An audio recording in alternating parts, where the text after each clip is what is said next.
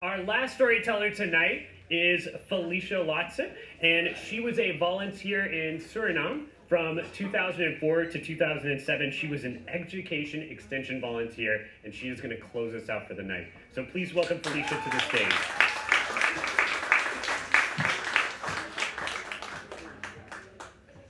Okay, forgive me. I just started writing this story at 7 tonight when I got here.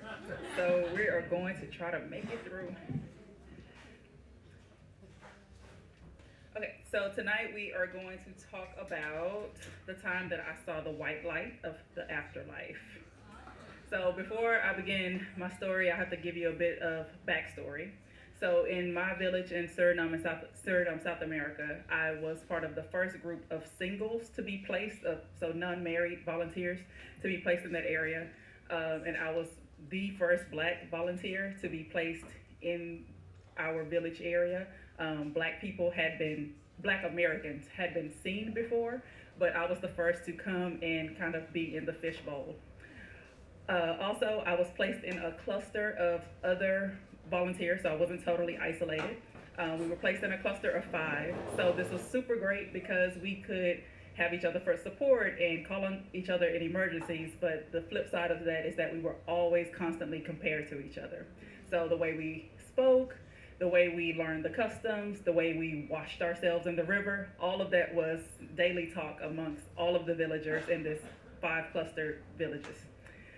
So it was fine having everybody around, but like I said, the constant comparison sometimes began to weigh me down. And as the first black volunteer in this black country, I always had this internalized pressure that I needed to live up to the expectation that I'm supposed to speak the best, and I'm supposed to learn the culture the fastest, and I'm supposed to be better and brighter at everything. Where that pressure came from is totally irrational, and it's just totally useless. It didn't help anybody. So one day, one of my service mates, who was Caucasian, she shows up in my village and she announces to me and my neighbors, the other neighbor women, that she cut the kamba. And everybody goes wild. They are like, oh my God, this white woman has cut the kamba. We are just losing it. We can't believe it. So what is the kamba? The kamba is the traditional tribal scar of our village that women and a few men will cut into their skin to kind of mark their affiliation with that particular tribe. So it can be cut into the breastplate, it's cut into the arms, it's cut into the sides of your mouth, or on the small of your back.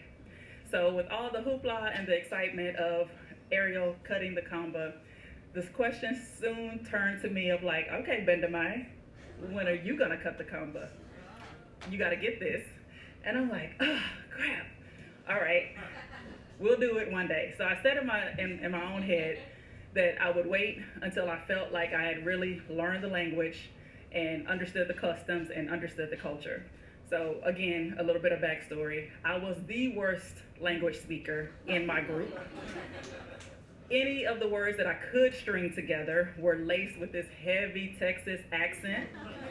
So the language was called Saramacans, and everybody would say I spoke Texamacans. But I learned to embrace it, and we got there, and today I speak better than anyone else. So finally, my 1-year mark came, and I decided, okay, this is the day. I'm going to stop all the jokes and stop the prodding, and I'm just going to go ahead and cut the kamba. So Pende, who was my neighbor that lived behind me, and the old lady in the village that was authorized to cut the kamba, I went to her house and I said, hey, can we do this today? Let's get it. And to my surprise, she said, okay, yeah, go get a razor blade. I said, oh, all right. Sent the kid down to the local store to go buy a box of razor blades. Luckily, we're all sanitary, and we're not gonna share old razors and cut ourselves with. So he brings back the box of razor blades, and I gather the corn on the cob husk, the corn on the cob, the old pieces of corn on the cob that I had been collecting for this process. So I take my razors and my corn on the cob to Pende, and she places the corn on the cob on the fire so that they can be burned down to ashes. While I was gone, she started to construct a makeshift wall out of old sticks and barbed wire or whatever she could find, because according to her, passerbyers could not see the bloodshed that was about to take place. So she tells me, okay, stand over here behind this makeshift wall. And then she says, drop your kosu. The kosu was the little skirt that we wore around our waist as the clothing. And when she said, drop your kosu, the chills just ran down my body. So I braced myself against this makeshift stick wall, barbed wire, chicken coop thing, and I get ready for the first cut. She touches my skin, and I jump, only to later find out that it was just her marking where she would cut. She was only marking my back with the white paint.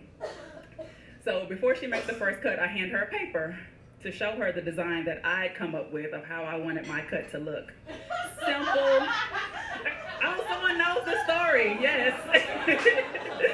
Simple 6-cut design that I think like, yes, I can make it through 6 razor cuts on my back.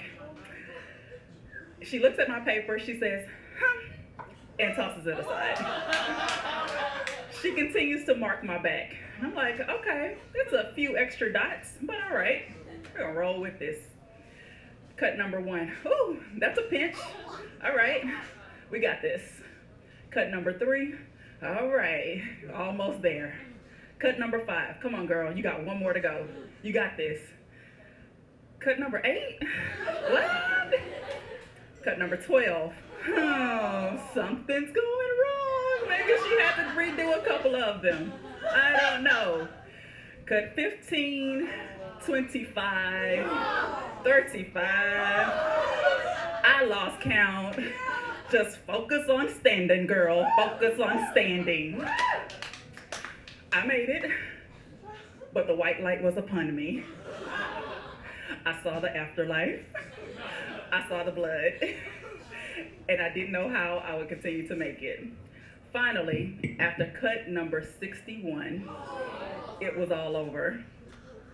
She then takes the burned corn on the cob pieces that had now been mixed with salt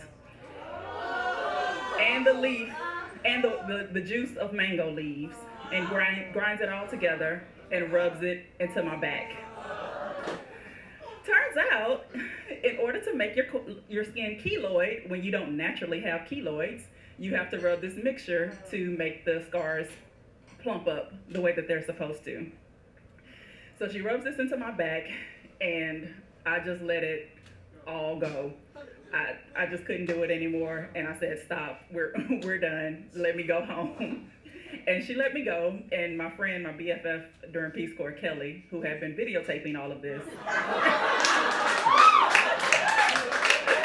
Yes, the video still exists.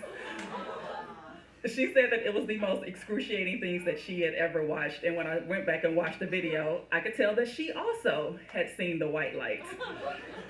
She was shaking just as bad as I was shaking. But in the end, it turns out, I learned that I could take so much more than I ever knew that I could. I'm stronger than I ever knew that I could be. And now I have this tribal scar on my back to carry with me forever. Thank you for your time.